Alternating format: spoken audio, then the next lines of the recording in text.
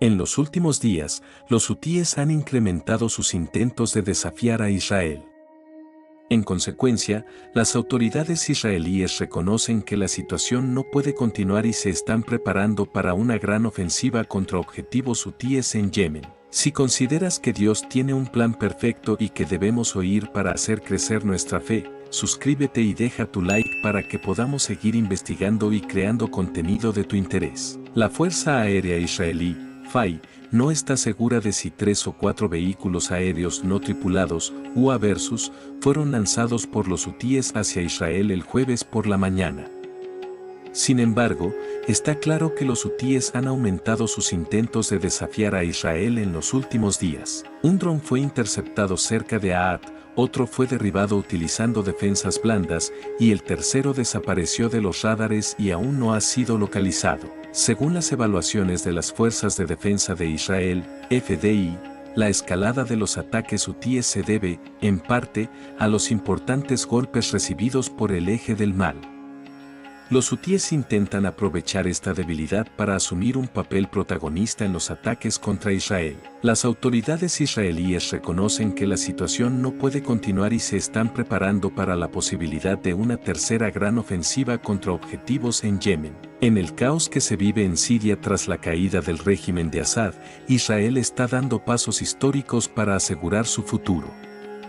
En las últimas 48 horas, la aviación israelí ha destruido numerosos aviones militares, helicópteros, depósitos de misiles balísticos, instalaciones de producción de armas químicas y otros objetivos estratégicos. Esta operación es una de las más importantes en la historia de las fuerzas aéreas israelíes y sigue en curso. El objetivo de la operación es destruir activos militares estratégicos abandonados por el ejército de Bashar al-Assad en Siria para evitar que caigan en manos de los grupos rebeldes yihadistas, que se han hecho con el control del país y amenazan con tomar Jerusalén.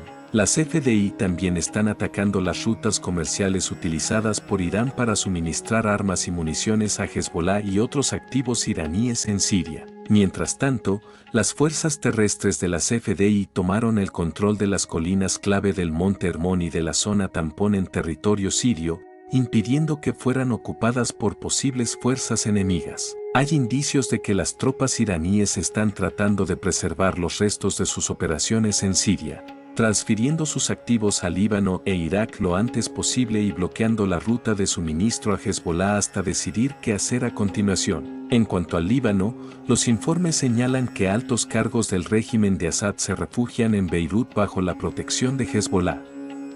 Esto añade una razón más para que los rebeldes puedan acudir al Líbano a saldar viejas deudas con este grupo. Ante el colapso del régimen de Assad, el núcleo del mal dirigido por Irán se desmorona y todo el mundo se pregunta qué ocurrirá a continuación. Mientras tanto, en Gaza, las FDI siguen destruyendo la infraestructura de Hamás, impidiendo que la organización militante consolide su influencia.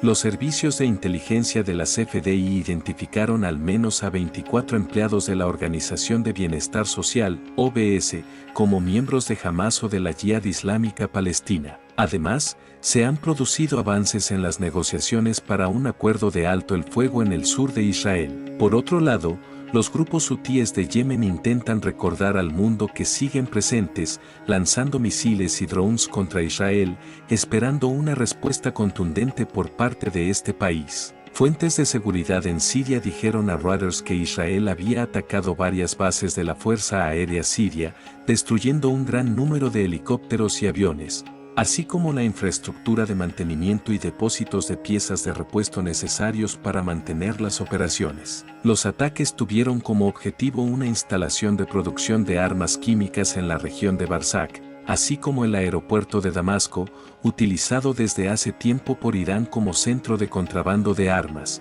drogas y otros bienes ilícitos en la región. En las primeras horas del martes, continuaron los ataques contra otros activos estratégicos almacenados por el régimen de Assad en bases militares en Siria. Entre estos objetivos se incluyen buques y barcos de la Armada Siria, tanques, municiones, artillería, arsenales de armas, misiles balísticos, cohetes, incluidos misiles antitanque, radares de defensa aérea e interceptores. Según los medios de comunicación, la aviación israelí ha llevado a cabo más de 300 ataques desde el domingo por la mañana, y las FDI estiman que tardarán varios días más en completar la misión. Es importante tener en cuenta que Israel dispone de datos precisos sobre todo lo que ocurre en Siria.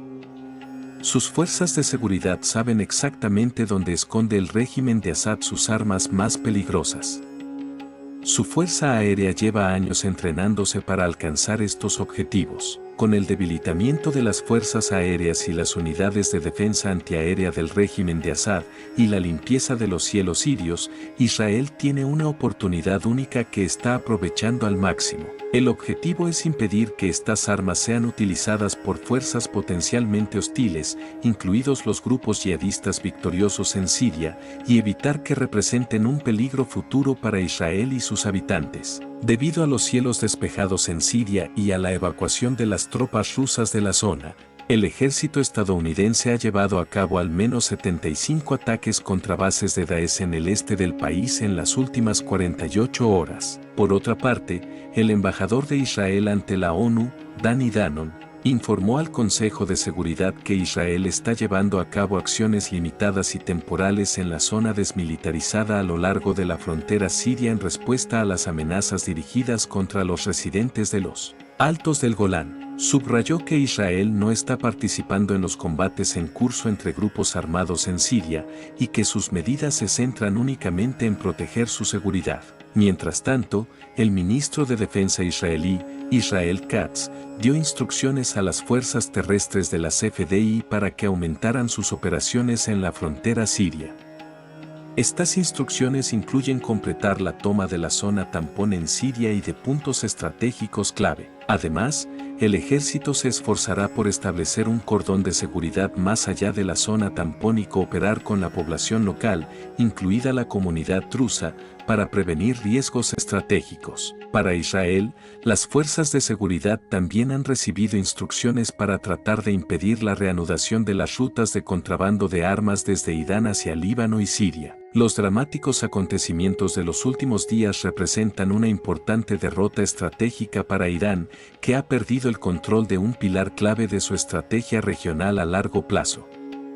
La situación podría empeorar para ellos. Esto se debe a que los grupos rebeldes que derrocaron al régimen de Assad tienen una antigua enemistad con Hezbollah, otro pilar principal de la estrategia de Irán. Hezbollah, una organización terrorista libanesa, intervino para liberar al régimen de Assad en 2012, participando en algunos de los combates más intensos de la guerra civil siria y cometiendo numerosas atrocidades contra la población suní. Tras la derrota de Assad, los grupos yihadistas suníes prometieron recomponer sus relaciones con Hezbollah. El día del ajuste de cuentas puede haber llegado, aunque haya tardado más de lo esperado. En cualquier caso, Siria, durante años un centro logístico y político para Hezbollah, Hamas y otros sucesores iraníes, ya no está a disposición de Teherán. Irán se encuentra ante un eje fragmentado y un debilitamiento significativo de sus aliados. Al mismo tiempo, Israel se encuentra en el centro de la victoria estratégica.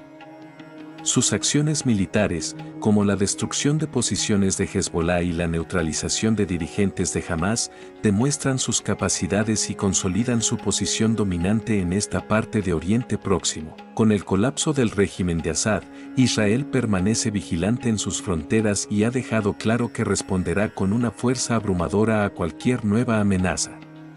Oriente Próximo se está transformando ante nuestros ojos, e Israel se encuentra en una posición de fuerza frente a sus fragmentados y derrotados enemigos. Daily Brief continuará actualizando cada desarrollo de la guerra en Siria y su impacto en Israel. Si desea apoyarnos, también puede hacer clic en el botón de donar en YouTube. Como han dejado claro los funcionarios israelíes, las recientes operaciones terrestres de las FDI tienen una duración limitada y su único objetivo es impedir que las tropas enemigas se acerquen a la frontera israelí. En particular, es vital que las FDI establezcan posiciones de seguridad en las estratégicas alturas del Monte Hermón, ya que quien controle físicamente esta área domina toda la región de Galilea, en la parte norte de Israel. Al igual que los ataques aéreos contra los activos estratégicos del régimen de Assad, las operaciones terrestres de las FDI para hacerse con el control del Monte Hermón son el resultado de años de planificación meticulosa, con protocolos precisos e información detallada sobre cada acción a realizar. Primero, dado que es diciembre y la zona está cubierta de nieve, las FDI tenían preparadas reservas de ropa y equipos de invierno para el personal militar.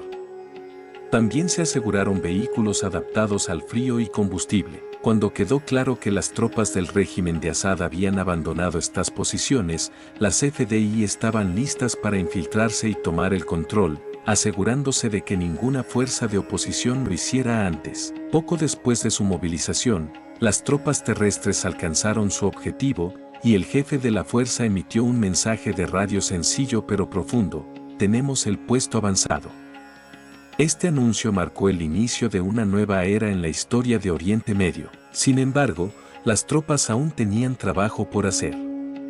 Con el paso de las horas, unidades adicionales de la Brigada de Montaña, junto con quitanieves y apoyo logístico, avanzaron hacia el puesto avanzado, transformándolo en una base que el ejército podría utilizar para proteger la frontera norte de Israel. No se trata solo del control territorial, sino del mensaje que esto envía a la región: aliados de Israel, aliados potenciales, enemigos y observadores. Con la agitación en la región tras la caída del régimen sirio, esta operación envía una señal clara: Israel puede actuar con inteligencia, agilidad y determinación.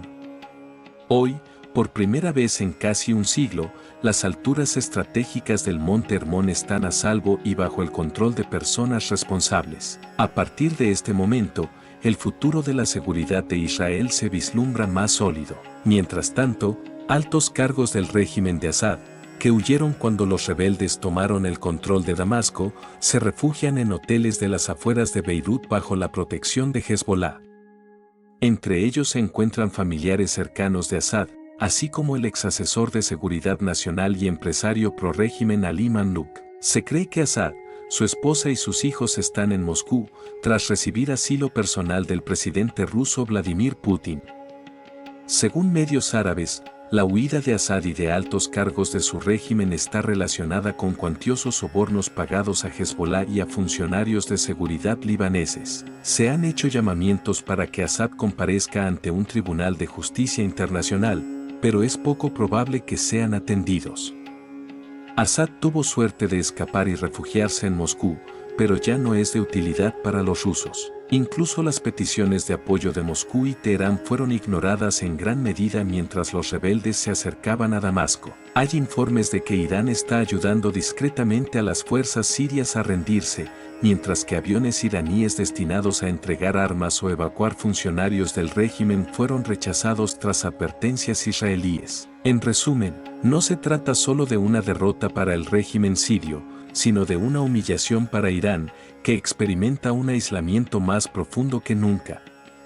Mientras tanto, Israel refuerza su posición como potencia dominante en la región. Sin embargo, estas victorias han tenido un alto precio: cientos de militares y civiles israelíes muertos y heridos, además de daños significativos a la economía a largo plazo. En medio de todo esto, tenemos amigos que siempre han estado a nuestro lado. Uno de ellos es la Embajada Internacional de la Iglesia Católica en Jerusalén. Esta guerra contemporánea tiene algunas similitudes con conflictos anteriores, como la Segunda Guerra Mundial, incluida la dimensión del antisemitismo. Centrándonos en el sur de Israel, el lunes un avión no tripulado lanzado contra Israel por los rebeldes hutíes de Yemen, apoyados por Irán, alcanzó una casa en el suburbio de Jabne, en Tel Aviv. Aunque el ataque solo causó daños materiales, pone de relieve las persistentes tácticas de presión de los hutíes contra Israel. Los hutíes, de origen iraní, no han ocultado su intención de continuar sus operaciones en el mar y en el espacio aéreo, centrando sus esfuerzos en perturbar la actividad en las rutas marítimas y en la puerta de entrada de Israel. Al mismo tiempo, Israel sigue insistiendo en la importancia de la cooperación regional e internacional para proteger la libertad de navegación en el Mar Rojo. Los responsables de seguridad advirtieron que la amenaza requiere una campaña ampliada que combine acciones ofensivas para desbaratar sus avanzadas capacidades y actividades defensivas. Mientras tanto, En la Franja de Gaza, las IDF llevan varios meses reforzando sus fuerzas en la parte norte de la región. Soldados de la 162ª División han llevado a cabo operaciones en Yalía y Belén para impedir que Hamás se fortalezca en el norte de Gaza y destruir sus infraestructuras. La Brigada Givati, la 41ª Compañía, la Compañía FIR y unidades de Alam están trabajando junto con la 200ª Brigada de Incendios, combinando infantería, armamento y potencia de fuego contra las amenazas terroristas y las infraestructuras de la zona. Estos esfuerzos han debilitado gravemente a Hamás en el norte de la Franja de Gaza. Una amplia investigación del New York Times revela graves acusaciones contra Hamás en las filas del Organismo de Obras Públicas y Socorro de las Naciones Unidas para los Refugiados de Palestina en el Cercano Oriente, también conocido como UNRWA. Según los documentos capturados por la CFDI durante las operaciones en Gaza, al menos 24 de los empleados de la agencia humanitaria en Gaza pertenecían a grupos terroristas de Hamás o de la Yihad Islámica Palestina, algunos de ellos incluso sirviendo como comandantes y combatientes activos en la fuerza militar de Hamás, las brigadas Izzad-e-Din al-Qassam. Además, según los documentos, algunos empleados de instituciones educativas del UNRWA, entre ellos directores, subdirectores y profesores, también han participado en actividades militares. Se han armado y entrenado en combate terrestre. Por ejemplo, se descubrió que Ahmad al-Khatib, subdirector de una escuela primaria en Gaza desde 2013, había servido como comandante de escuadrón en las brigadas al-Qassam y poseía al menos 100 armas, incluyendo rifles y granadas. La información revelada en el estudio abarca planes militares secretos de Hamás y muestra zonas civiles, como escuelas de la UNRWA, utilizadas como refugios seguros para armas y combatientes. Según los documentos, el UNRWA utilizó a combatientes activos de Hamás, algunos incluso después de haber sido advertidos por Israel. Además, en algunos casos, dirigentes y personal que podrían haber participado en actividades terroristas permanecieron en sus puestos a pesar de la presencia de túneles o infraestructuras militares cerca de las organizaciones que dirigían. El UNRWA reconoció que era difícil garantizar que no hubiera terroristas entre su personal, especialmente en la Franja de Gaza, donde es uno de los principales empleadores. Tras la investigación, el UNRWA informó de que algunos miembros del personal habían sido despedidos y otros reasignados para su posterior verificación. El comisionado general de UNRWA, Philippe Lazzarini, argumentó que el organismo carecía de las herramientas necesarias para llevar a cabo investigaciones de seguridad y que era necesaria la plena cooperación con Israel para recopilar los datos pertinentes. A raíz de las conclusiones, varios contribuyentes de la UNRWA han suspendido su financiación, mientras que Israel sigue exigiendo el cese de sus actividades en la Franja de Gaza, Judea y Samaria. En el frente diplomático, se han logrado algunos avances en las negociaciones para la liberación de presos de Gaza. Esta semana, el periódico qatarí Al-Arabi Al-Jaded informó que las conversaciones entre Israel y Hamás, encaminadas a la liberación de presos, estaban progresando y que Hamás, a través de intermediarios, había enviado a Israel una lista con los nombres y el estado de salud de los presos vivos. Sin embargo, funcionarios israelíes negaron este informe y dijeron a las familias de los presos que buscaran información en fuentes pertinentes. Hamás sigue manteniendo su postura respecto a la liberación de determinadas figuras terroristas de las cárceles israelíes como parte del acuerdo.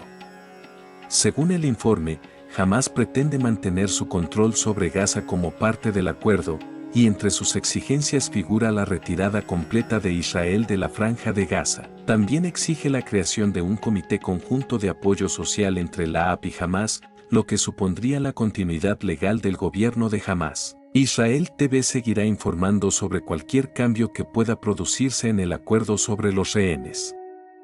Por favor, únanse a nosotros mientras seguimos rezando por estos prisioneros y sus familias. Me gustaría concluir recordando a los 3 soldados que perdieron la vida esta semana en defensa del Estado de Israel. Los nombres de estos soldados, que murieron en combates en el norte de la Franja de Gaza, han sido publicados. Ido Sano, de 20 años, natural de Manos Anhol, médico militar en el batallón Shak de la Brigada Givati. Daniel Alperín, sargento Barak, de 19 años, de Kiryat 1, comandante de pelotón en el batallón Shacht. Owen B. Cohen, de 19 años, de Asdod, comandante de pelotón en el batallón Shacht. En el mismo incidente, 2 soldados de la unidad de artillería Scar Reader y un reservista del batallón Shacht resultaron gravemente heridos, mientras que aproximadamente otros 20 sufrieron heridas leves. Sus familias ya han sido informadas. Al mismo tiempo, se produjo una catástrofe en el Líbano.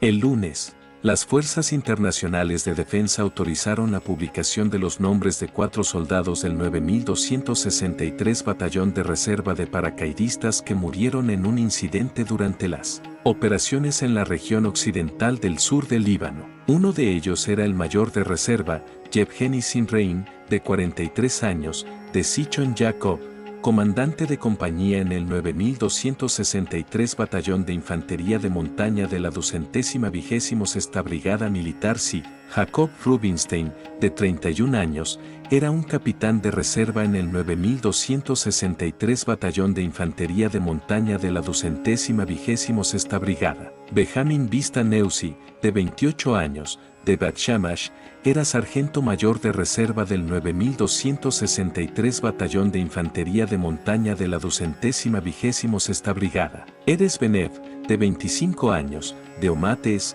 era sargento mayor de reserva en el 9263 Batallón de Infantería de Montaña de la 226ª Brigada. Desde que entró en vigor el alto el fuego, las fuerzas de la IDF han intensificado las operaciones de búsqueda en Líbano, con el objetivo de identificar y destruir la infraestructura terrorista de Hezbollah en zonas próximas a la frontera. Durante la operación, las tropas encontraron fosas, túneles, depósitos de armas, proyectiles para cohetes, misiles antitanque y otras armas.